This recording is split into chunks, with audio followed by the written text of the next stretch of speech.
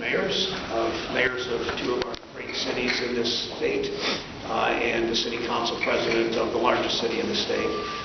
We're also joined by the owner of Square One Salon. I don't know, Brent, if you live in Dayton or Columbus. Dayton. You live in Dayton? But In the yeah, city. salons in Columbus, right?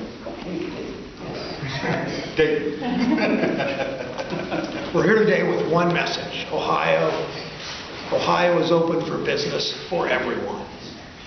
We invite our neighbors in Indiana to come do business in Ohio. Last week, Indiana passed a disgraceful law that gives legal protection to discrimination.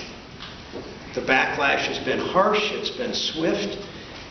One thing is clear: discrimination is bad for our country. It's bad for business. It hurts Indiana's economy if this law is allowed to stand. 9 of Indiana's largest employers, from Ansie's List to Anthem to Eli Lilly, have come out strongly and in some cases furiously against this law. The NCAA, which is hosting the Final Four in just a few days, implied that they might cancel future Indiana events. Salesforce immediately canceled programs requiring employees in other states to travel to Indiana. The Big Ten, which hosts multiple events, of course, in the state of Indiana, 2 Big Ten schools there, has indicated that they're considering pulling these events due to the state's new law. Even the CEO of Apple wrote an op-ed to oppose the law, writing, "America's business community recognized a long time ago that discrimination in all its forms is bad for business." And the Indianapolis Star, not known as a liberal paper by any stretch of the imagination, think Columbus Dispatch, the Indianapolis Star devoted its front page to an editorial against the law, saying, "Fix it now." Today we have business leaders like Magumi Robinson of Experience Columbus and Bruce Winbush of the Greater Columbus Sports Commission speaking out also. Indiana is already backtracking. Yesterday's lawmakers promised to amend the law, to clarify it, but these vague promises seem to be too little, too late. Last month, I led with Senator Scott, a Republican from South Carolina, a delegation of 92 members of Congress, House and Senate, to Selma to commemorate the 50th anniversary of Bloody Sunday. Those patriots were marching for voting rights that day. That came after years of struggle against legal discrimination, sometimes using religion as a justification for racial segregation and racial discrimination. That discrimination is just as wrong today as it was in the 1960s. It's un-American, it's unacceptable. We simply can't allow our country to be dragged backward. Indiana's law is just one of many being considered by legislatures across the country.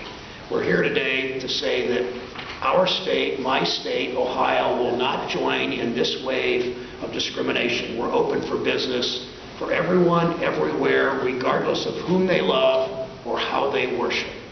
We will have more work to do in Ohio to ensure that LGBT Ohioans have full legal equality.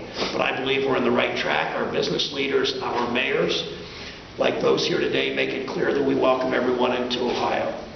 It isn't just those here today across the state. Mayors are making it clear that Ohio says no to discrimination. Mayor Cranley of Cincinnati released a statement saying, "For those businesses and organizations choosing not to travel in Indiana, I encourage you to consider Cincinnati as an alternative. Our hearts are big enough to accommodate everyone in the Queen City." Akron Mayor Plisquillic said laws like Indiana's have no place in modern America and certainly will not be tolerated here in Akron. I invite companies looking for an open and welcoming place to do business to invest in Ohio and invest in Akron. Mayor Frank Jackson of the state's second largest city, Cleveland, where I live, wrote, "Cleveland is open to everyone, including the LGBT community, and everyone regardless of whom they love or how they worship. I invite you to Cleveland, where you can grow your business without discrimination and laws that will impede your freedoms." That's how you grow an economy in the 21st century. We invite companies who are disgusted with discrimination laws to invest in our great state of Ohio. We welcome all of you, and next is Mayor. Well, thank you, Senator Brown, and thank you for putting this together so quickly, the importance of Ohio cities supporting the rights of everyone and being an opening communities. Let me just say, in Dayton, we are proud of our history of being a welcoming community and being open for everyone, from the nationally recognized Welcome Dayton that welcomes the immigrant community, to being named by the Gay Advocates the queerest friendly city in America. We are proud of the work that we've done, from supporting gay marriage unanimously by the City Commission to making sure that we're doing our part in Dayton to say we are open for everyone, for every business. And we know that in addition for this being just the right thing to do, that we also know it's good for entrepreneurs, it's good for small businesses, and it's good to grow our cities and to grow our state. So I'm so pleased to be with the mayors across Ohio that stand in solidarity for our communities, that we know that growth comes when the doors are open to everyone. And being just 45 minutes from the state line, it's a pretty easy jaunt right to get to Dayton, and we'll welcome those businesses in Dayton as well. I brought with me Brent Johnson, who's the owner of Square One Salon and Spa, that actually has business in Dayton and Centerville and two here in Columbus. And so those are the kind of small businesses and entrepreneurships we know that we need to grow. We know that that's where the economy is going. And these kind of hateful, loathsome laws are what shut that down and shuts our communities down. So I'm going to turn it over to Brent to say a few words. Hello, and thanks for having me here. My name is Brent Johnson, and I own 2 salons in Dayton, 2 in Columbus. And we opened our salons 15 years ago, not really knowing what we were doing, but what we did know is Dayton was a very friendly, welcoming community that gave us an opportunity to build something that I don't know that we could have built anywhere else. Ohio is a great state full of wonderful people, and I'm sure Indiana is as well. However, if I were to open a business now, 15 years later, I would not be welcome in that community. My job as an employer is to make sure that my guests feel welcome and that my employees feel supported and able to give their full selves at work. And this kind of discriminatory laws, just it works against that end. So I encourage everyone to consider Ohio, consider Dayton, and consider what our leaders are saying, and know that this is a welcoming, non-discriminatory place. So thank you. Thank you. I'm William Healy, Mayor of Canton, Ohio, and I do want to declare that the City of Canton is open for business to all. We are the heart of Ohio. We may not be on the Indiana border, but if you're coming to Ohio, you just want to go right to the heart of Ohio. One of the most important things I can do for my city is to reach out and help attract businesses and create jobs in my community. But we do so in a way that we welcome all. And this legislation that's out there right now, it encourages and creates an opportunity for those who want to discriminate to use that as a crutch or a tool to hide behind. And that's just not acceptable, not anywhere. I'm not in Indiana, but I'm appalled by what they're doing. That's why I'm here today, standing with our Senator Sherrod Brown, to say that we welcome all and we encourage diversity. And because of the diversity that we have in our community, our cities, our downtowns are thriving and growing, and we're seeing tremendous growth in Canton, Ohio.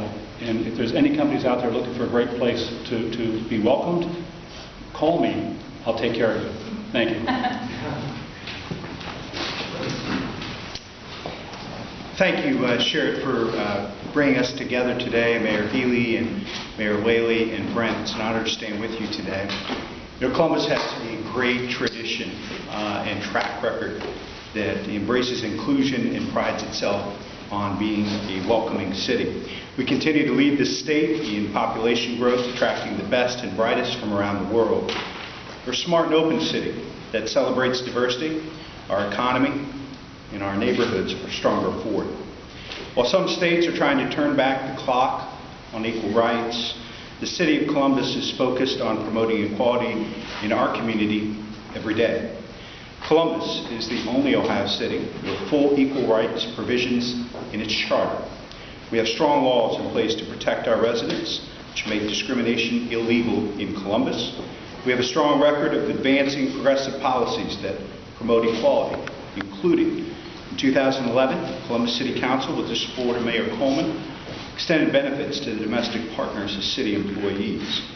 In 2012, again with the support from the Mayor and City Council, we established a domestic partnership registry, whereby loving couples may officially document a relationship of mutual love and care. And since its inception, nearly 500 couples have registered. And not only did council pass a tough anti-discrimination law, but just last year, we proposed that comprehensive anti-discrimination language be included in the Columbus Charter, our Constitution, a change that makes Columbus the only city in the state to do so. The voters overwhelmingly approved that charter change. These laws make it illegal for anyone in the city of Columbus to discriminate based on race, sex, sexual orientation, gender identity, or expression, color, religion, ancestry, national origin, age, disability, family or military status, and any other status that is protected by federal, state, or local law or ordinance. Columbus looks forward to the day when all of our United States embrace equality, like the city of Columbus has for years, for it is a value that will distinguish the 21st century and put us on the path for prosperity, where everyone can live, work, raise a family, and start and grow a business. If you do business in the state of Indiana now, you don't have to look any further than Columbus. One of the fastest growing economies in the Midwest, AAA bond rating from all three rating agencies, a place where we continue to grow and flourish.